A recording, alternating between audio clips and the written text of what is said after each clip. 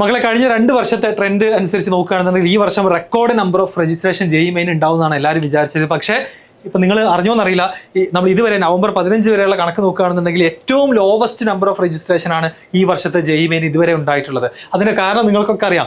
ആ രജിസ്ട്രേഷന്റെ പ്രോസ്പെക്ടസ് വന്ന അന്ന് മുതൽ കുട്ടികളുടെ ഡൗട്ട് ഇതുവരെ തീർന്നിട്ടില്ല. കാറ്റഗറി സർട്ടിഫിക്കറ്റ് എന്ത് ചെയ്യണം, അതിന് ഏത് നമ്പർ കൊടുക്കണം, അതുപോലെ തന്നെ അത് നേരത്തെ ഏപ്രിൽ ഓൾറെഡി ഉണ്ടാക്കിയ ആളുകൾ എന്ത് ചെയ്യും, അതിന്റെ വാലിഡിറ്റി 1 വർഷം കഴിഞ്ഞിട്ട് തീരുള്ളൂ, അവർക്ക് ഇപ്പോൾ പുതിയത് ഉണ്ടാക്കാൻ കഴിയില്ല, ഇനിയിപ്പോൾ പുതിയത് ഉണ്ടാക്കിയാൽ കിട്ടുമോ എന്ന് തുടങ്ങി ഒരുപാട് സംശയങ്ങൾ അതിന്റെ പിന്നിൽ എന്ത് ചെയ്യാണ് ബാക്കിയിരിക്കുകയാണ്.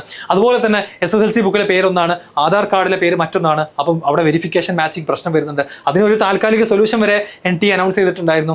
എന്നാൽ നിങ്ങൾ അറിഞ്ഞിരിക്കേണ്ട ഒരു ന്യൂസ് ഇതാണ്: registration issues plague JEE main 2025, lowest number record in years. കഴിഞ്ഞ വർഷങ്ങൾ എടുത്ത് നോക്കുകയാണെന്നുണ്ടെങ്കിൽ ഏറ്റവും കുറഞ്ഞ ഏകദേശം ആകെ 5 ലക്ഷം കുട്ടികളാണ് ഇതുവരെ രജിസ്റ്റർ ചെയ്തിട്ടുള്ളത്. നിങ്ങൾക്കറിയാം നവംബർ 22 ലാസ്റ്റ് ഡേറ്റ്, ഇനി ഒരാഴ്ച കൂടെ ബാക്കിയുള്ളൂ. അപ്പോൾ ഒരാഴ്ച കൂടെ കഴിഞ്ഞാൽ എന്ത് ചെയ്യാണ്, ഇത് ക്ലോസ് ചെയ്യാൻ പോവാണ്. മേ ബി ഒരു വീക്ക് കൂടെ എക്സ്റ്റെൻഡ് ചെയ്തേക്കാം, അതറിയില്ല. അത് നമ്മൾ വെയിറ്റ് ചെയ്തിട്ട് തന്നെ അറിയാണ്ട് കാത്തിരുന്ന് കാണേണ്ട കാര്യമാണ്.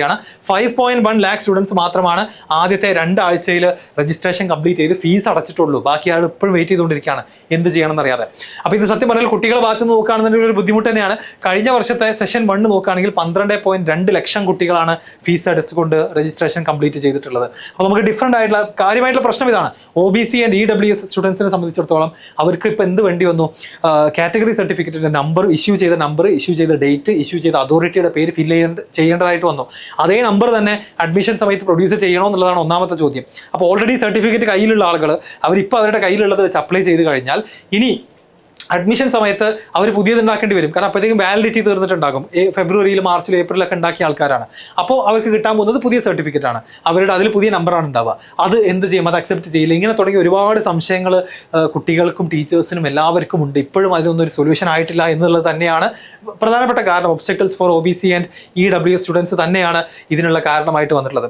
അപ്പോൾ നമ്മൾ നോക്കുകയാണെന്നുണ്ടെങ്കിൽ ഇതുപോലെ വേറെ എല്ലാ വെബ്സൈറ്റുകളിൽ നിങ്ങൾക്ക് ഇതിൻ്റെ വാർത്ത വായിക്കാൻ പറ്റും, ഇതിൻ്റെ കൃത്യമായിട്ടുള്ള കണക്കുകൾ കാണാൻ സാധിക്കും. അപ്പം ഇൻ കേസ് ഈ നമ്പർ വളരെ കുറയാണെന്നുണ്ടെങ്കിൽ, കുട്ടികൾ ഒരുപാട് പേര് രജിസ്ട്രേഷൻ കംപ്ലീറ്റ് ആക്കാതെ എക്സാം എഴുതണ്ട എന്ന് തീരുമാനിക്കുകയാണെന്നുണ്ടെങ്കിൽ അതിൻ്റെ ഒരു ഇമ്പാക്റ്റ് എന്താണെന്ന് കൂടെ ഞാൻ പറയാം. അതായത് നമ്പർ ഓഫ് കുട്ടികൾ അറ്റംപ്റ്റ് ചെയ്യുന്നത് കുറയാണെന്നുണ്ടെങ്കിൽ ഓട്ടോമാറ്റിക്കലി എക്സാമിൻ്റെ കോമ്പറ്റീഷൻ കുറയാണ് ചെയ്യാം. അപ്പോൾ എഴുതുന്ന ആളെ സംബന്ധിച്ചിടത്തോളം 99% കിട്ടാൻ ഓൾ ഇന്ത്യ റാങ്ക് കുറച്ച് വാങ്ങിയാൽ മതി. അണ്ടർസ്റ്റുഡ്? ഇപ്പം 5 ലക്ഷം കുട്ടികളാണ് എഴുതുന്നതെന്നുണ്ടെങ്കിൽ 99% എന്ന് പറഞ്ഞാൽ 5000 ആയിരിക്കും ഓൾ ഇന്ത്യ റാങ്ക്. എന്നാൽ 10 ലക്ഷം കുട്ടികൾ എഴുതുന്നുണ്ടെങ്കിൽ 99% എന്ന് പറഞ്ഞാൽ 10,000-ന് മേലെ ആയിരിക്കും ഓൾ ഇന്ത്യ റാങ്ക് വരിക.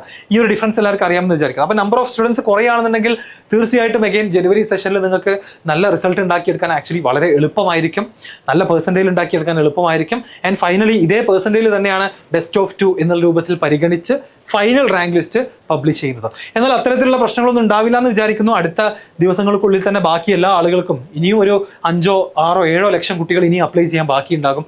അവരും കൂടെ അപ്ലൈ ചെയ്യുമെന്ന് തന്നെയാണ് പ്രതീക്ഷിക്കുന്നത്. ഈ പ്രശ്നങ്ങൾക്ക് എന്തെങ്കിലും, ഈ ഒരു കാറ്റഗറി സർട്ടിഫിക്കറ്റിന്റെ പ്രശ്നത്തിന് എന്തെങ്കിലും പരിഹാരം NTAയുടെ ഭാഗത്ത് നിന്ന് അപ്ഡേറ്റുകൾ വരികയാണെന്നുണ്ടെങ്കിൽ വളരെ നന്നായിരുന്നു എന്നുള്ളതാണ് എൻ്റെ ഈ കാര്യത്തിലുള്ള അഭിപ്രായം. എന്തായാലും നിങ്ങളത് അറിഞ്ഞിരിക്കാം. ആൻഡ് നിങ്ങൾക്ക് ഇനി എന്തെങ്കിലും സംശയങ്ങൾ ബാക്കിയുണ്ടെന്നുണ്ടെങ്കിൽ കമൻറ്റ് ബോക്സിൽ ചോദിക്കാം. നമ്മളെക്കൊണ്ട് പറ്റുന്ന രീതിയിൽ മാക്സിമം എന്ത് ചെയ്യാറുണ്ട്, റിപ്ലൈകൾക്ക് തരാറുണ്ട്. അതുപോലെ തന്നെ നിങ്ങളുടെ ഫ്രണ്ട്സിനും ഈ ഒരു വീഡിയോ ഷെയർ ചെയ്ത് കൊടുക്കുക.